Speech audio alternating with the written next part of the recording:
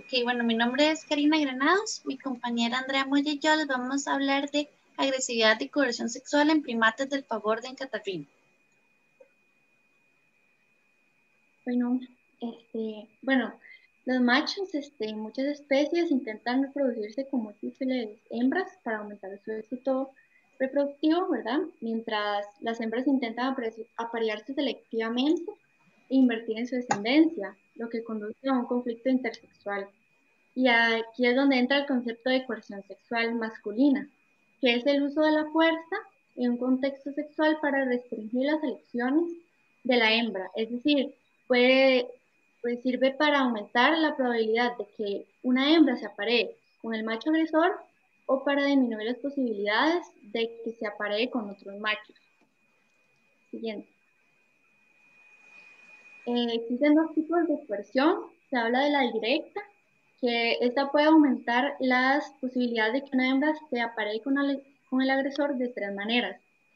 A través de la cópula forzada, por acoso, que es como los intentos de apareamiento por parte del macho, o por intimidación, que es como ya agresión.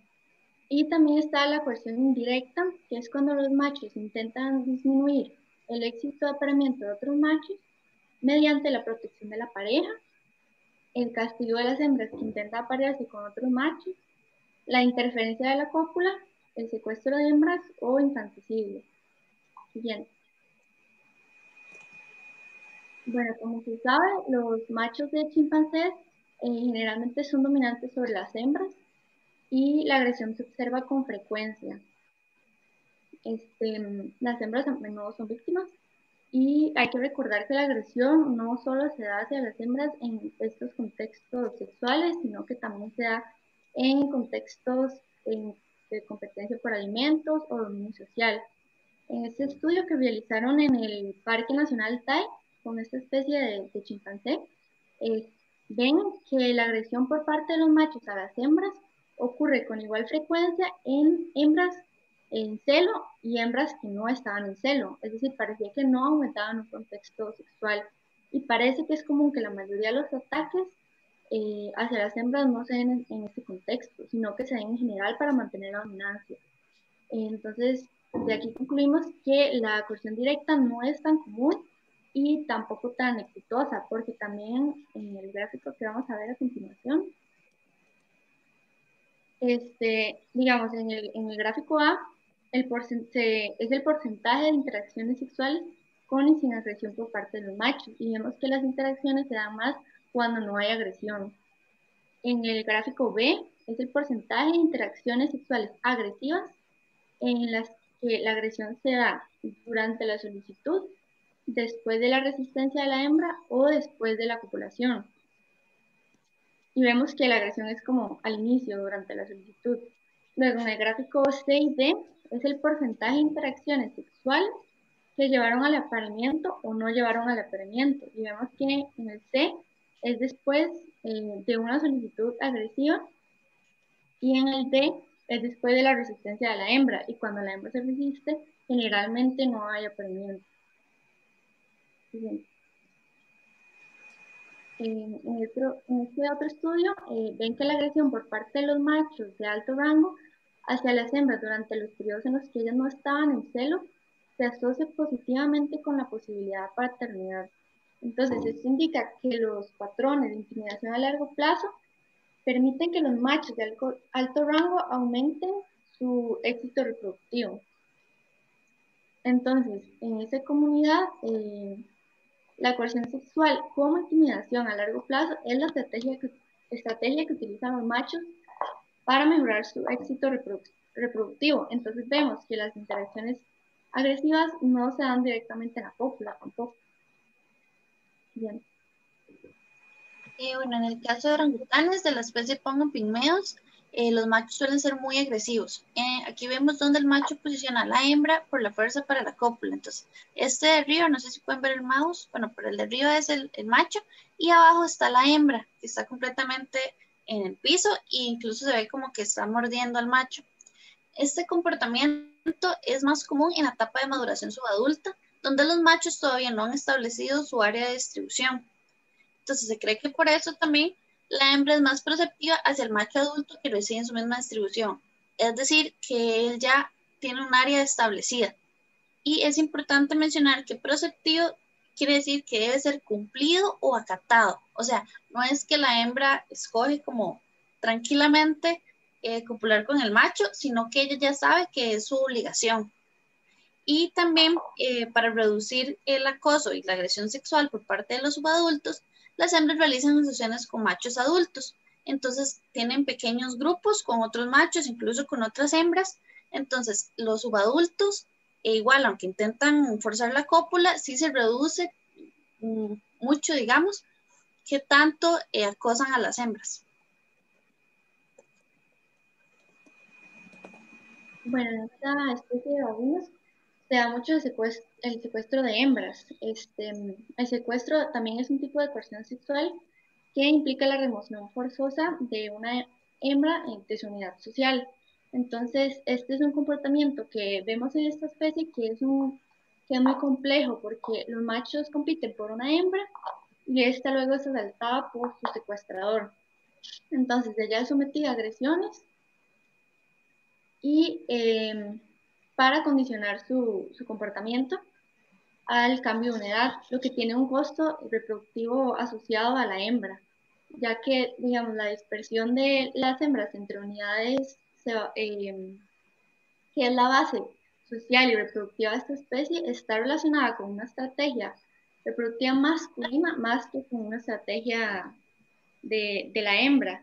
Y esto implica un cambio de grupo para ella y un costo reproductivo también. Siguiente. Bueno, en esta especie de babuinos lo que se ve es que hay mucho infanticidio. El infanticidio por parte de los machos es una fuente importante de mortalidad infantil en esta especie y es cometido principalmente por los machos que no están presentes al momento de la cópula y no son parte de ese grupo, sino que son machos inmigrantes. Por esto, lo que hacen las hembras es buscar confundir la paternidad entre esa corte masculina para asegurarse que más de un macho esté predispuesto a proteger a los infantes de los machos migradores. Y generalmente en la cópula se ve que las hembras exhiben rasgos como más llamativos de hinchazón, más llamadas de cópula y un extendido periodo de apareamiento. Y porque se sabe que el infanticidio es una estrategia adaptativa practicada por los machos que no están relacionados con la cría, ya que acorta el periodo de infertilidad posparto de la hembra. Siguiente. En la especie Macaca fuscata, los machos presentan un alto nivel de agresividad y coerción sexual. De hecho, durante el periodo de cópula, el macho muerde a la hembra, la persigue, la empuja y es muy brusco con ella. Y esta agresividad y coerción sexual le presenta muchos beneficios al macho, como le permite tener más acceso a las hembras, porque las manipula de cierta manera. También aumenta las tasas de eyaculación, porque entre más hembras tenga, más esperma va a, a dividir entre las hembras. Y también evita que las hembras terminen las relaciones sexuales antes del final de monturas, es decir, que interrumpen las relaciones sexuales con otros machos y así evitan que la hembra quede embarazada de este otro macho. Y también este nivel de agresividad se cree que se relaciona con el comportamiento homosexual en hembras juveniles, ya que hay estudios que indican que estas hembras juveniles fueron más agredidas por machos o en relaciones heterosexuales que en relaciones homosexuales. Sin embargo, otro estudio realizado en hembras adultas indica que el 55% de las relaciones observadas eran homosexuales y no heterosexuales. Se cree que esto también entonces se puede relacionar más a que las hembras no presentan ni agresión ni coerción sexual hacia otras hembras, sino que las relaciones son un poco más consensuadas, más mutuas. De hecho, se dice que es por atracción mutua y no tanto un comportamiento social o de aprendizaje, sino que es meramente elección de las hembras. Entonces, en esta especie se observa que el acoso sexual es una estrategia meramente masculina y que las hembras fueron agresivas únicamente para defender a sus parejas cuando otros machos llegaron a interrumpir la cópula y quisieron llevárselas y demás. en la especie gorila beringei, que es el gorila de montaña. Ellos, los machos, no son tan agresivos porque ellos tienen muy estricta lo que es el macho alfa, machos beta y Perdón, demás. ya les quedan 2 minutos como para que traten de ir haciendo un cierre y que no se les corte tan pesado. Okay. Entonces, digamos, los machos suelen ser no tan agresivos porque está el macho alfa y están los machos beta y demás. Entonces, el macho alfa tiene permitidas, bueno, aquí se ve un momento. Aquí se ve donde este macho no tiene la espalda plateada y es un macho beta. Y la hembra como por decirlo así, después de que el macho alfa no le hizo caso, se resigna a estar con el macho beta. Entonces, como conclusión, observamos que los machos suelen ser más agresivos conforme se sienten más inseguros de cumplir su deber reproductivo. Por esto, bueno, se roban a otras hembras y además los subadultos que todavía no están como muy seguros de sí mismos, por decirlo así, suelen ser más agresivos. También, bueno, la agresividad y coerción sexual le trae beneficios al macho. Estos beneficios, bueno, como los mencioné anteriormente, el objetivo es aumentar su éxito reproductivo y disminuir el éxito reproductivo de los demás machos. Y también finalmente, las hembras sí toman medidas para reducir la agresión y la coerción sexual de los otros machos, como por ejemplo, bueno, realizar grupos y también esto del infanticidio para que entonces los machos no las agredan ni agredan a las crías.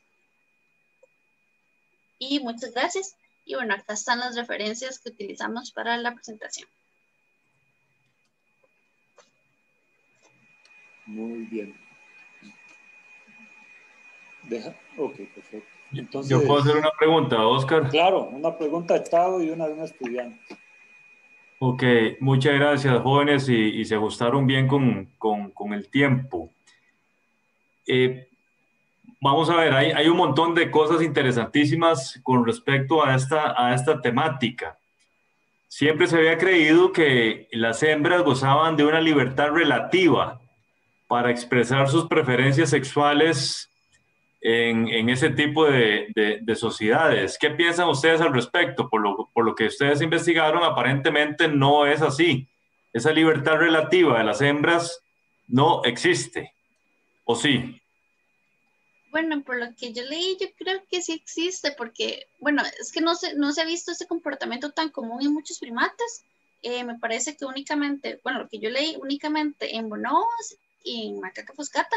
Y entonces, o sea, yo sí creo que es elección, porque en realidad ellas tienen la oportunidad de escoger copular con otros machos y ellas prefieren estar entre ellas, a pesar de que, bueno, saben que obviamente no se pueden reproducir. Entonces yo sí creo que es como, o sea, al menos en esta especie sí es como con elección. No sé si las otras especies, tal vez ellas durante el periodo juvenil así están como por instinto, tal vez, no sé, buscando con quién deben copular o no, y tal vez ahí ya dicen, ok, no, entonces voy a ir con machos. Pero me parece que sí es elección. Ok, muy interesante. Pregunta Elena Solís. Vamos a ver. ¿En cuáles especies de primates específicamente se ha observado o estudiado comportamientos homosexuales? Esa para Andrea. Vamos a dejársela a Andrea y Karina también. La respuesta. Bueno, esa fue la parte que más expuso Cari, que fue en macacos, y creo que dijo también que en bonobos, entonces principalmente en esas dos especies.